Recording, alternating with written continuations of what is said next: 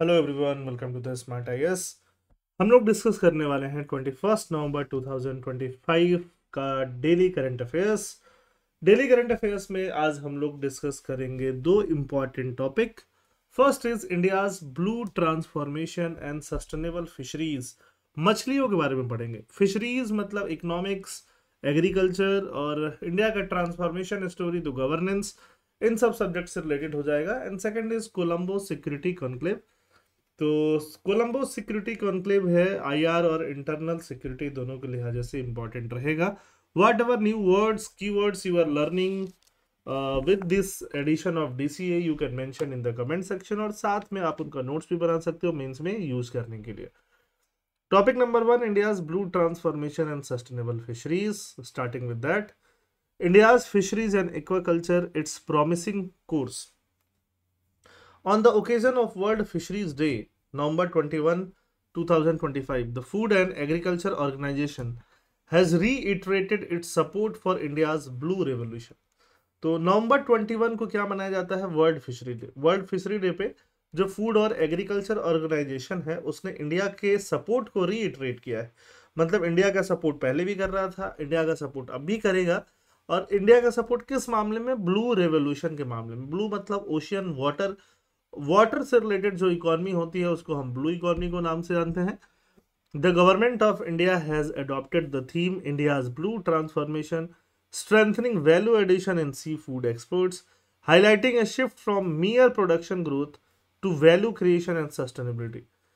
तो यहाँ पे एक शिफ्ट होना चाहिए जिसमें प्रोडक्शन ग्रोथ से ले करके कहाँ तक हम लोग जाएं? वैल्यू क्रिएशन तक जाएं और सस्टेनेबिलिटी तक जाएं। Value creation and sustainability. Blue revolution क्या है? इसको आप हिंदी में नील क्रांति के नाम से जान सकते हो। तो ब्लू रेवोल्यूशन दिखाता है सीधे सीधे वाटर से रिलेटेड इकोनॉमी। वाटर से रिलेटेड इकोनॉमी मतलब फिशरीज और एक्वाकल्चर सेक्टर के बारे में दिखाता है। फिशरीज फिशरीज और एक्वाकल्चर से क्या होगा? फूड सिक्योरिटी आएगा, इकोनॉमिक प्रॉस्पेरिटी आएगा। हिंदी में आप उसको नील क्रांति मिशन के नाम से जान सकते हो। ऑब्जेक्टिव क्या है? To transform the fisheries sector into a modern world class industry using new technology and process. Goal क्या है कि फार्मर्स का जो इनकम था 2015 में उसके कंपैरिजन में फार्मर्स का इनकम डबल हो। High yield commercial fishing practices पे हम लोग काम कर पाए।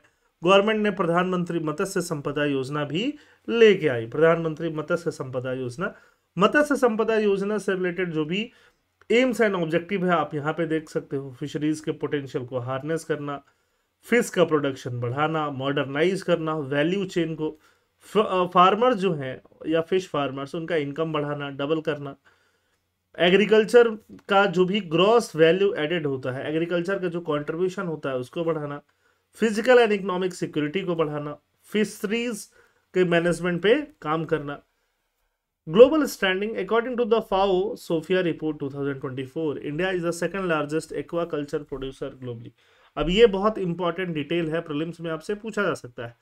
तो सोफिया का रिपोर्ट ये बोलता है कि इंडिया एक्वाकल्चर में, वाटर से रिलेटेड फिशरीज वगैरह में, फिशरीज के प्रोडक्शन में वर्ल्ड में सेकंड लार्जेस्ट आता है। India contributed 10.23 million tons of aquatic animal in 2022। Global aquaculture reached a record value of $313 billion, surpassing capture fisheries। Capture fishery को सब सरपास करते हुए ग्लोबल एक्वाकल्चर जो है वो $313 बिलियन तक पहुंच गया था। इंडिया की बात करते हैं हम लोग। इंडिया में 1980s की अगर बात करें तो 1980s में हम लोग सिर्फ फिशरीज का प्रोडक्शन कितना करते थे? 2.44 मिलियन टन। अब ये प्रोडक्शन है, टन में है, वेट में है। वेट में देखो तो यहाँ पे 7 टाइम्स से भी ज्यादा ग्रोथ आपको देखने के लिए मिला है। 2.44 में ऑलमोस्ट आप 6-7 से मल्टीप्लाई करोगे तो आपको 17-18 तक पहुंचेगा। अब इसमें शिफ्ट क्या किया गया है? The sector has transition from marine capture. पहले आप समुद्र में जाते थे मछुआरे और वहां से फिश पकड़ के ले आते थे, लेकिन अब एक्वाकल्चर लेड ग्रोथ हो रहा है। जो इनलैंड वाटर है, इनलैंड वाटर, रिवर्स वगैरह, पॉन्ड वगैरह, ब्रैकिश वाटर, वहां भी टेक्नोलॉजी और मॉडर्नाइजेशन के बेसिस पे फिशरीज का काम किया जा रहा है। तो पहले क्या होता था? सिर्फ और सिर्फ कैप्चर फिशिंग होता था, हंटिंग गैदरिंग, वाइल्ड फिश को पकड़ने का काम होता था। अभी फार्मिंग होता है, फिश फार्मिंग भी होता है, कंट्रोल्ड एनवायरनमेंट में होता है। पहले ओपन वाटर में होता था, ओशियन, रिवर, लेक्स। अब enclose water, pond, tanks, cage में भी फिशेज को फार्म किया जाता है। इंटरवेंशन, पहले ह्यूमन सिर्फ फिश को निकालने के लिए, हार्वेस्ट करने के लिए जाते थे, अभी फीडिंग से लेके ब्रीडिंग से लेके उनका हेल्थ सब कुछ मैनेज किया जाता है। पहले प्रोडक्टिविटी लो था, सीजन पे डिपेंडेंट था, लक पे डिपेंडेंट था। अब यहाँ पे क्योंकि खुद आप प्रोड्यूस कर पा रहे हो तो ईयर राउंड आपको फिशरीज मिलेगा, फिश खाइए और अपना प्रोटीन इंटेक बढ़ाइए। सस्टेनेबल, पहले वाला बहुत सस्टेनेबल नहीं है, ओवर फिशिंग कई बार हो जाता है। बाई कैच, वैसा भी जीव जंतु पकड़ में आ जाता है जिसको पकड़ना नहीं होता है। अभी वाला वाटर को तो पॉल्यूट कर रहा है और थोड़ा जेनेटिक्स को डाइल्यूशन कर रहा है ना। पहले डीप सी ट्रॉलिंग से टूना फिश पकड़ते थे, अभी पॉन्ड फार्मिंग, श्रिम्प का भी पॉन्ड फार्मिंग होने लग गया है। क्रिटिकल चैलेंज क्या है इस सेक्टर के लिए? Despite the growth, systemic bottlenecks that prevent India from reaching it's full potential. तो ग्रोथ के बावजूद बहुत सारे बॉटलनेक्स हैं, वो इंडिया को रोक रहा है कि इंडिया अपना फुल पोटेंशियल नहीं पहुंच पाए। इन्वायरमेंटल स्ट्रेस है, ओवर फिशिंग का, हैबिटाट डिग्रेडेशन का एंड वाटर पॉल्यूशन का, are straining aquatic ecosystem. Climate change, rising sea temperature and extreme weather event affect fish breeding and migration, impacting catch volumes। तो सी temperature का बढ़ना, extreme weather events का बढ़ना fish breeding और migration को impact करता है। Small scale constraint, small fishers lack access to formal finance. Small fishers के पास क्या है? फॉर्मल फाइनेंस ही नहीं है। मॉडर्न टेक्नोलॉजी और प्रॉफिटेबल मार्केट्स कौन देखेगा? स्मॉल स्केल कंस्ट्रेंट्स यहाँ पे अभी भी बने हुए हैं, छोटे फार्मर्स के लिए, छोटे फिश कैचर्स के लिए बने हुए हैं। IWU fishing, illegal, unreported and unregulated. I मतलब क्या है? इलीगल, यू मतलब क्या है? अनरिपोर्टेड, और दूसरा यू मतलब क्या है? Unregulated. Fishing remains a major threat to marine ecosystem and national security. Post harvest loss, poor traceability and inadequate cold chain infrastructure limit export potential and compromise food security. तो ये सब जो है क्रिटिकल चैलेंज बने हुए हैं। Government ने बहुत सारा इनिशिएटिव लिया, लगातार गवर्नमेंट इनिशिएटिव लिए जा रही है, तभी हम फिश का जो ओवरऑल फार्मिंग है वो बढ़ा पाए हैं। किसकी वजह से बढ़ा पाए हैं? तो हम लोग सीधे सीधे गवर्नमेंट इनिशिएटिव की वजह से ही बढ़ा पाए हैं। प्रधानमंत्री मत्स्य संपदा योजना, PMMSY, ठीक है, aims to double fisher income and generate 15 lakh direct jobs by 2024-25। Infrastructure का push, developing 5 major fishing harbours, बहुत सारा फिशिंग हार्बर डेवलप हुआ कोच्चि में, चेन्नई में, विशाखापत्तनम में एज इकोनॉमिक्स हब्स, है ना। सी वीड पार्क बना, सी वीड पार्क तमिलनाडु में, मल्टीपर्पज पार्क बना हब एंड स्पोक मॉडल पे, जहां पे सी वीड का प्रोडक्शन को बूस्ट किया गया।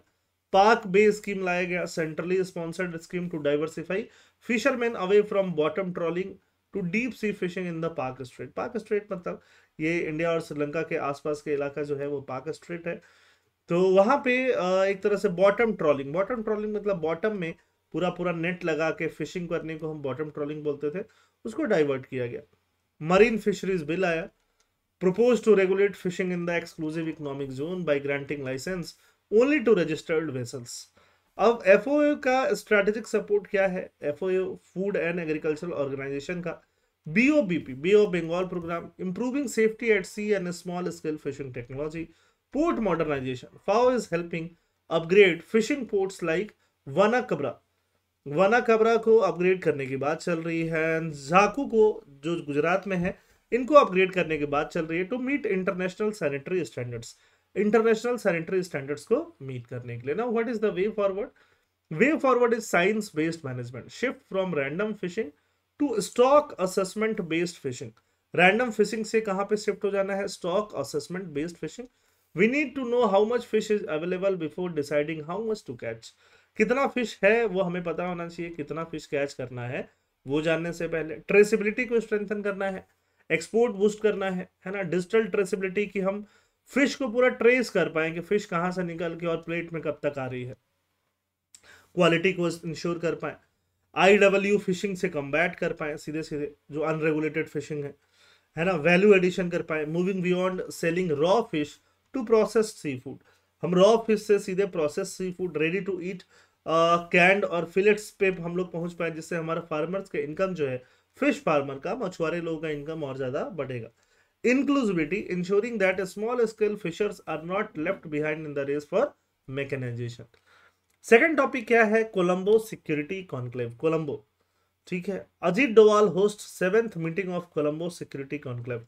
तो श्री अजीत डोवाल जो हमारे नेशनल सिक्योरिटी एडवाइजर भी हैं, तो नेशनल सिक्योरिटी एडवाइजर जिन्होंने होस्ट किया है सीधे सीधे 7th Colombo Security Conclave. Colombo Security conclave नाम से आपको अंदाजा लगेगा कि श्रीलंका भी इसमें एक पार्टिसिपेंट होना चाहिए, इंडिया तो पार्टिसिपेंट होना ही चाहिए। 7th टाइम ये सिक्योरिटी कॉन्क्लेव हो रहा है ना, ये एक मीटिंग हो रहा है जिस 5 पिलर्स ऑफ कोऑपरेशन पे ये कोलंबो सिक्योरिटी कॉन्क्लेव जो है वो बेस्ड है।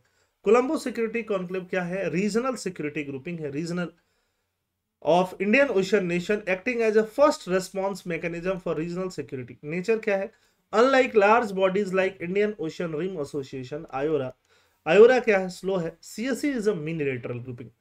सीएससी कोलंबो सिक्योरिटी कॉन्क्लेव क्या है? एक मिनी लेटरल ग्रुपिंग है। This means it has fewer members allowing for faster decision making and closer military coordination, जिससे फास्टर डिसीजन मेकिंग हो पाएगा और मिलिट्री कोऑर्डिनेशन भी क्या हो पाएगा? क्लोजर हो पाएगा। कोर फिलॉसफी क्या है? It operates on the principle of regional solutions to regional problem. Regional problem जो भी है उनका रीजनल सॉल्यूशन हो, डिपेंडेंस कम हो यूएस और चाइना जैसे चीजों पे। आयोरा, आयोरा मतलब इंडियन ओशन। इंडियन ओशन में जितने कंट्रीज हैं, बहुत सारे कंट्रीज को अगर आप ले लेते हो, रिम मतलब किनारे किनारे वाले कंट्रीज को, तो क्या बन जाता है? आयोरा। आयोरा कंट्रीज में अभी आपको दिखाऊंगा। बट हम कोलंबो सिक्योरिटी कॉन्क्लेव के बारे में बात कर लेते हैं। कौन कौन से मेंबर हैं इसके? ऑब्वियसली इंडिया और श्रीलंका, ठीक है। और इंडिया श्रीलंका के पास है मालदीव्स, ठीक है, बांग्लादेश, ठीक, बांग्लादेश के अलावा मॉरिशस और सेशल्स, ये जो हैं ये फुल मेंबर्स हैं। गेस्ट कंट्री के बाद लिए मलेशिया इस बार शामिल हुआ था। सेक्रेटेरिएट नाम कोलंबो है, तो कोलंबो में ही इसका सेक्रेटेरिएट है। ट्राइलेटरल की तरह इंडिया श्रीलंका मालदीव्स ट्राइलेटरल की तरह ये स्टार्ट हुआ था। 14 से 19 में कुछ खास काम हुआ नहीं, 2020 में इसका रिवाइवल होता है और 25 तक इसका एक्सपेंशन। मॉरिशस ज्वाइन हुआ, बांग्लादेश ज्वाइन हुआ, सेचल्स ज्वाइन हुआ, मलेशिया इस साल एक गेस्ट कंट्री की तरह अटेंड किया। तो देखो ये प्रीलिम्स के लिए बहुत ही इंपॉर्टेंट क्वेश्चन बन सकता है कि कोलंबो सिक्योरिटी कॉन्क्लेव में कौन कौन से कंट्रीज शामिल है। 5 पिलर्स ऑफ कोऑपरेशन है। The CSC does not focus on fighting Wars, it focuses on transnational threats. 7th NSA meeting reiterated commitment to these 5 pillars: maritime safety and security, ensuring freedom of navigation and tracking, piracy, counter-terrorism and radicalization, sharing intelligence on terror financing, combating trafficking, targeting the southern route of drug trafficking. southern route of drug trafficking को क्या किया जाए? Target किया जाए, ठीक है। Southern root drug trafficking जो होता है उसको टारगेट करना, साइबर सिक्योरिटी को बढ़ावा देना, क्रिटिकल इंफ्रास्ट्रक्चर को बढ़ावा देना, humanitarian assistance and disaster relief करना, joint response to cyclone and oil spills, ठीक है। Why is the Indian Ocean region critical for India? Indian Ocean region जो है क्रिटिकल क्यों है इंडिया के लिए? अब देखो इंडिया, ये मैप देखो, आप मैप को ध्यान से देखो। अब ये जो कंट्रीज आप यहाँ मेंशन देख रहे हो ना, ये क्या है? आयोरा की कंट्रीज है, इंडियन ओशन रिम एसोसिएशन। किनारे किनारे वाले जो कंट्रीज हैं वो किसकी पार्ट बनती है? Indian Ocean Rim Association. अब ये इधर इधर आपका ईरान के पास स्ट्रेट ऑफ हॉर्मुज पड़ता है, यहाँ पे स्ट्रेट ऑफ मलेशिया के नीचे, ठीक है, मलेशिया के नीचे स्ट्रेट ऑफ मलक्का पड़ता है, ठीक। यहाँ पे 95% ऑफ इंडियाज के trade by volume and 68% by weight, sorry by value, ये सब सी रूट से ही इंडिया पहुंचता है।